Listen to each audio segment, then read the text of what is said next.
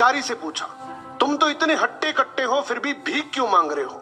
भिखारी बोला, साहब मेरे पास महीनों से कोई काम धंधा नहीं है, अगर आप मुझे नौकरी दें तो मैं भीख मांगना छोड़ दूंगा। अमीर बोला, मैं नौकरी तो नहीं दे सकता, लेकिन तुम मेरे बिजनेस पार्टनर बन सकते हो। मेरे पास एक चावल का प्लांट है, तुम चावल बाजार में सप्लाई करो और मुनाफा महीने के अंत में बांटेंगे। भिखारी ने कहा, लेकिन कैसे बांटेंगे? क्या मैं 20% लूंगा और आप 80%?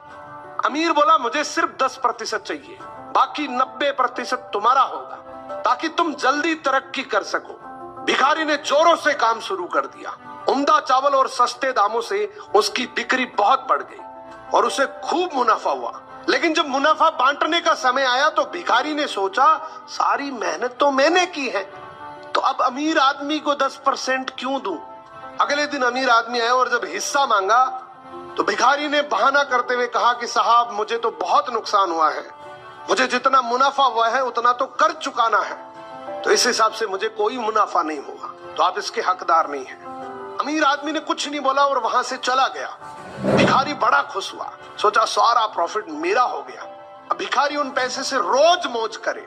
ऐसे करते करते उसके पास से सारे पैसे खत्म हो गए। अब पैसे भी नहीं है और काम धंधा भी नहीं है, तो मजबूरन उसको फिर से भीख मांगना शुरू करना पड़ा। एक दिन वो अमीर आदमी उसके पास से गुजरा और उसको देखा, क्या ये तो फिर से भीख मांगने लग गया। अमीर आदमी ने एक बहुत अच्छी बात बोली कि इस दुनिया में गरीब और अमीर आदमी जो होता है ना, उसमें सबसे बड़ा डिफरेंस होता है उसकी सोच का।